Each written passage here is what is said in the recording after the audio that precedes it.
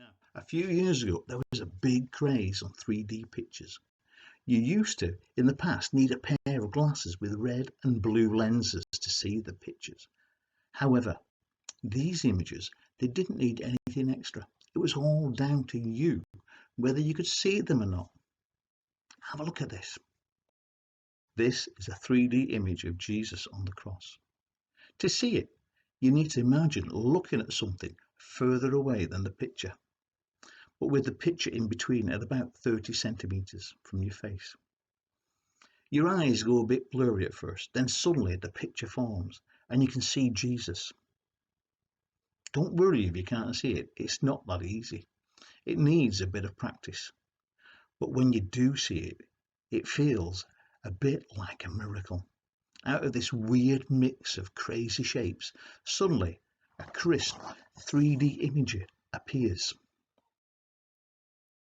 Well, for those two on the road to Emmaus, it probably was a little bit like that. They had just seen Jesus, someone they loved, who was going to change the world that they knew, crucified and buried in a tomb.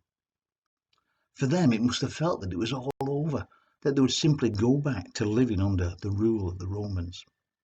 There was no way that Jesus could possibly be walking with them on the way to Emmaus, having a chat.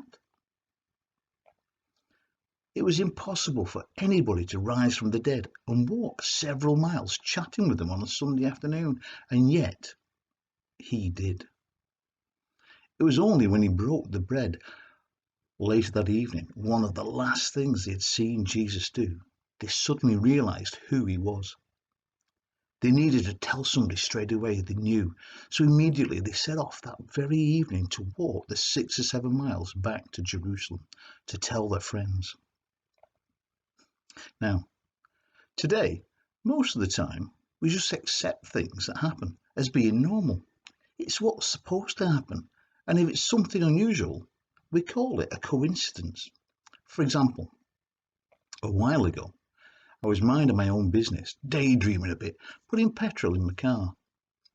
When it finished, I suddenly noticed somebody I knew sat in the car at the other side of the garage. I felt a real urge to go and say hello, even though I didn't really know them that well.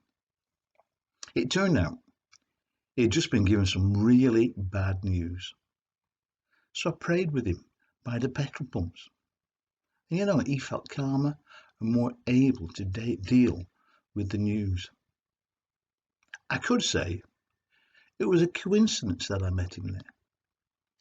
But I could also choose to believe it was God's plan to have us meet by the petrol pumps on a Saturday morning, so that God would encourage and strengthen him through me.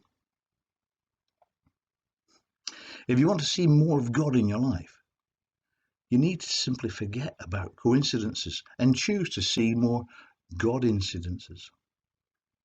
And as you begin to recognize what is actually God, you just can't help but see him everywhere, more and more each day. There's a famous picture called Jesus in the Snow. It's a picture taken from the air of some rocks on a mountain covered in snow. But as you look at it, it suddenly changes into the face of Jesus. And once you've seen the face of Jesus, you can't help but keep seeing it every time you look for it. So this week, choose to look for God. You'll be surprised where you'll see him when you start looking. You could start with the face of Jesus.